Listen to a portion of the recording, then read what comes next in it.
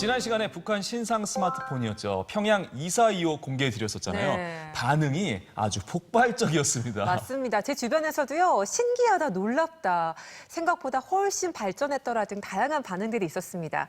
근데 최근에 이렇게 북한의 스마트폰 시장이 성장하면서 주민들의 삶은 물론 사회 전반에도 많은 변화를 가져오고 있다고 하는데요. 네, 지난 시간에 이어서 북한의 스마트폰 이야기 계속해서 나눠보도록 하겠습니다. 오늘 저희와 함께 하실 두 분입니다. 북한 정보통신 전문가이신 통일연구원 정은미 박사님, 그리고 북한의 생생한 소식 전해주실 강미진 기자님 모셨습니다. 안녕하세요. 안녕하세요.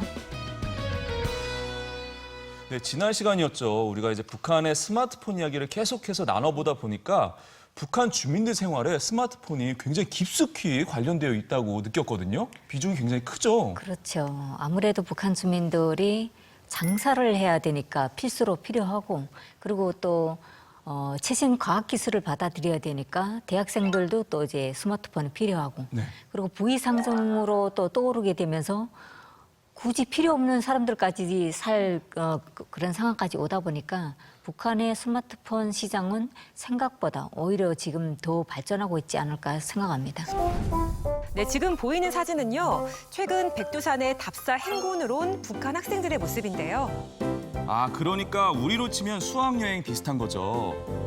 그런데요, 다들 휴대폰으로 사진 찍느라 바쁩니다. 목마 태운 고난도 포즈까지 취하고, 야. 와, 남한 학생들과 다를 바 없는 모습이네요. 사람들이 많이 사용하다 보니까 그만큼 스마트폰이 북한 사회에 많은 변화를 일으키고 있지 않을까 해요. 생활 양식 자체를 완전히 바꾸고 있다라고 해도 과언이 아닐 것 같습니다. 우선은 물류의 속도가 엄청나게 빨라지겠죠. 네. 예, 전에는 직접 시장에 가서 물건을 사오고 또 팔러 나가고 이러면서 그 상품 유통 그 속도가 느렸는데 지금은 전화 하나로 주문하고 배달 오고 이렇게 하고 있으니까 물류 속도가 굉장히 빨라지고 지금 북한 당국이 이제 스마트폰과 그 은행 업무를 결합시키는 시스템을 구축하고 있는 걸로 알고 있거든요. 근데 말씀하신 것처럼 아까 배달도 되고 주문도 다 된다고 하셨잖아요. 뭐가 배달이 되는 거예요? 일단은 거의 음식 종류들이 배달이 좀 음식이 많이 돼요? 되고요. 네. 솔직히 이제 한국에서는 뭐 짜장면 배달이 금방 오잖아요. 북한도 역시 마찬가지입니다. 국수집이라면 국수집 전화번호가 다 있기 때문에 거기다 전화를 하면 몇 분에 가겠습니다. 오토바이나 자전거가 다 구비되어 있어서 바로 이제 배달을 할 수 있고요. 한국처럼 뭐 배달 앱이 따로 있는 게 아니라 네. 앱은 없지만 전화번호를 통한 배달이 잘 된다는 거죠. 평양냉면도 바로 이제 배달이 된다고 합니다. 자, 근데 북한 주민들도요, 어떻게 보면 점점 더 스마트폰에서 헤어나오지 못할 것 같아요. 그렇죠. 맞아요. 배터리가 이렇게 좀 다르면 불안하기도 하고요. 그렇죠. 이렇게 스마트폰 없이 못 사는 왜 스몬비라는 신조어까지 생겼잖아요. 이게 잘 모르시는 분들을 네. 위해서 제가 한번 보여드릴게요. 스몬비가 뭐냐면요. 이렇게 다니는 사람들 있잖아요, 이렇게. 맞아요. 길에서. 마치 네. 이게 꼭 스마트폰만 보는 좀비 같다라는 신조어거든요. 북한에서도 혹시 이렇게 돌아다니는 사람이 꽤 있나요? 아, 설마 이렇게까지? 제가 이제 지속적으로 북한 전역의 사진들을 찍어오고 있는데요. 그 사진들에 길 가면서 스마트폰을 보는 사람들을 의외로 많이 볼 수 있거든요. 그렇군요. 정말 어느 정도인지 그럼 북한 화면으로 한번 확인을 해볼까요? 자, 말씀드리는 순간 북한판 스몬비 제가 찾았습니다. 자, 보십시오. 강미진 기자님은 어떻게 보셨어요? 일단 저도 많이 놀랐습니다. 북한에서 예전에는 지하철에서 뭐 책을 본다든가 노동신문을 보는 게 고작이었고 그냥 이제 마주 사람을 보거나 이거였는데 한국의 지하철 풍경하고 비슷하다고 생각합니다. 그리고 최근 방송에서는요, 스마트폰 부작용인 시력 저하에 대한 방송을 내보내서 눈길을 끌었습니다. 사람들은 하루 생활의 대부분 시간을 컴퓨터나 손전화기와 같은 전자제품들의 화면과 접촉하고 있습니다. 우리는 화면의 세계에서 산다고 해도 과언이 아닙니다. 직장에 나가서도 컴퓨터를 하고 그다음 그 출퇴근과 집에 와서도 손전화를 통해서 이제 자료도 보고 하면서 시간을 좀 많이 보냈는데 아침에 일어나면은 눈이 피로하고 눈부리가 아프고 자, 시력 검사를 받는 것 같은데요. 사실 우리나라도 스마트폰으로 인한 시력 문제가 굉장히 많죠.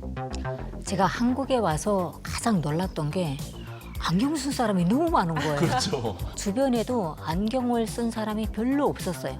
근데 한국에 오니까 너무 많은데 최근에 제가 이제 그 사진들을 받아보다 보면 북한 아이들도 안경을 쓴 게 눈에 띄게 이제 좀 늘고 있어서 이게 스마트폰 영향이 아닐까 이런 생각도 해봅니다. 네. 그렇군요.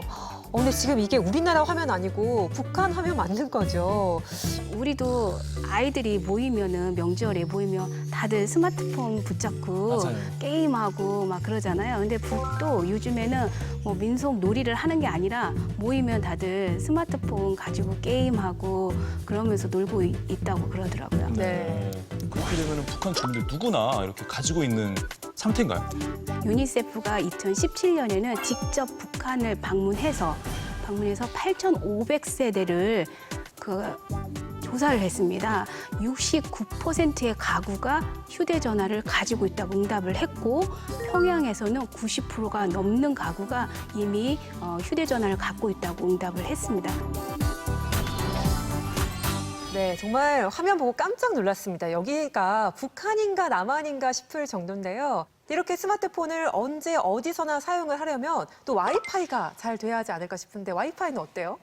제가 확인하기로는 작년부터 드디어 북한 공식 매체에서 와이파이 상용화 소식이 전해지고 있습니다. 네. 그리고 그런 와이파이를 서비스를 이용할 수 있는 휴대전화가 출시가 되었고 또 그런 기능이 탑재되지 않는 거는 미래망이라는 앱을 깔으면은 또 와이파이 이용이 가능한 것으로 알고 있습니다. 우리나라에서 그런 와이파이를 쓰는 거하고 뭐 같은 개념으로 봐도 될까요? 원리는 같습니다. 물론 우리는 어느 지역을 가나 전국적으로 와이파이를 다 이용을 할 수 있잖아요. 근데 북한에서는 아직까지는 평양 정도에서만 와이파이를 이용할 수 있는 것으로 알고 있습니다.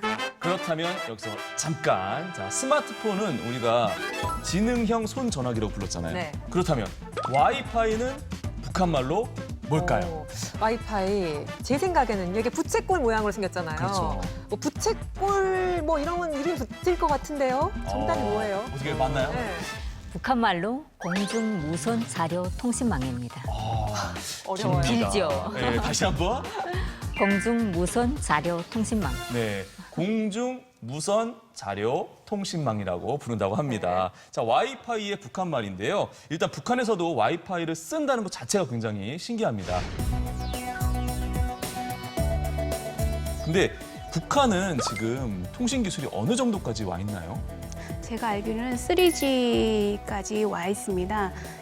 우리는 지금 뭐 4G, 5G까지 이제 발전하고 있는데 이 3G에서 4G로 이제 넘어가기 위해서는 기술적으로 투자를 많이 해야 할 뿐만 아니라 그 기지국을 촘촘하게 세워야 하는 이런 예산 문제도 있기 때문에 북한이 그런 부분에서는 아직까지 준비가 덜 돼 있는 것 같습니다. 자, 그런데 이 북한에서는 이동통신 서비스가 시작된 지 얼마 안 된 걸로 제가 알고 있거든요.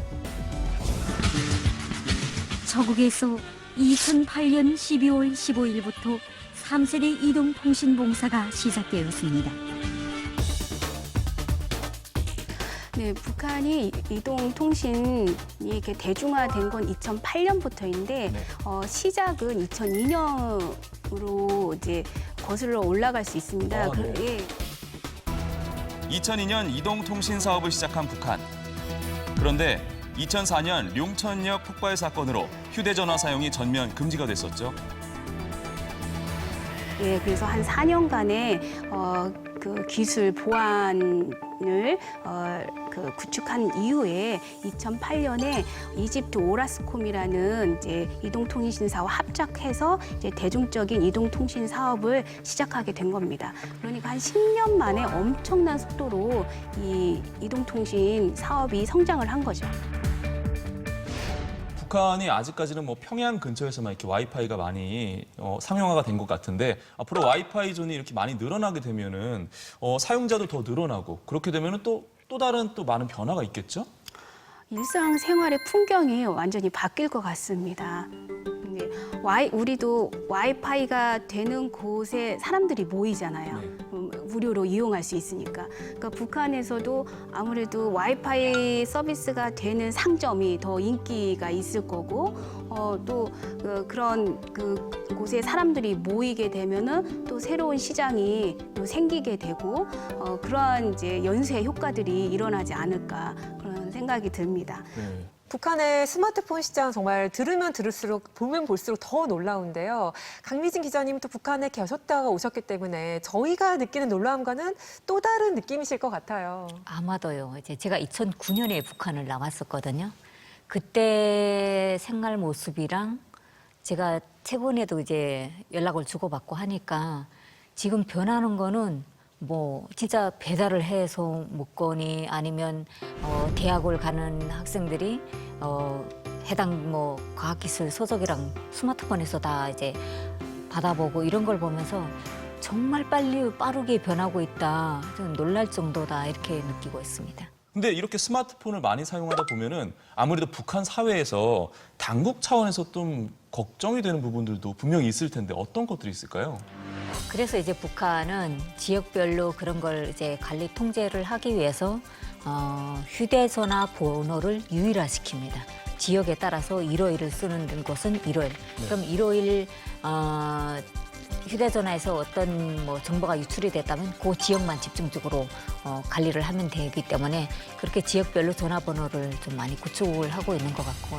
얼마 전에 38로스라는 미국의 그 매체가 있는데 38로스가 이런 그 북한 주민들의 휴대전화를 북한 당국이 어떻게 감시하고 있고 통제하고 있는지 그 기술적인 부분에 대해서 보도를 한 적이 있습니다. 단말기가 출시될 때부터 그런 그 감시할 수 있는 그런 기능이 아예 탑재되어 있도록 그렇게 단말기를 생산해내고 있다라고 그 보도는 얘기하고 있습니다. 마지막으로 북한 스마트폰에서 이것만 좀만 더 개선되면 좋겠다. 뭐 이런 것들이 있으면 한마디씩 좀 부탁드릴까요? 저희는 이제 뭐 인터넷 뱅킹도 스마트폰으로 하잖아요. 북한 주민들은 굳이 이제 은행에 가서 돈짜리 번호 받아가지고 상대 쪽에다 카드 번호 알려주고 돈짜리 번호 알려주고 이렇게 해서 성공을 하잖아요. 그것 없이 스마트폰에 집에서 바로 내가 할 수 있는 그런 기능이 좀 있었으면 좋겠습니다. 네. 저는 아무래도 인터넷과 연결이 되는 게 가장 필요하지 않을까라는 생각이 듭니다. 아직 북한은 체제 유지가 중요하기 때문에 스마트폰으로 인터넷이 연결이 되는 걸 차단하고 있는데 앞으로는 북한 주민들도 인터넷을 사용할 수 있는 그런 날이 왔으면 좋겠습니다. 네, 오늘 북한의 스마트폰 시장에 대해서 다양한 이야기 나눠봤고요. 오늘 도움 말씀 주신 두 분 감사합니다. 고맙습니다.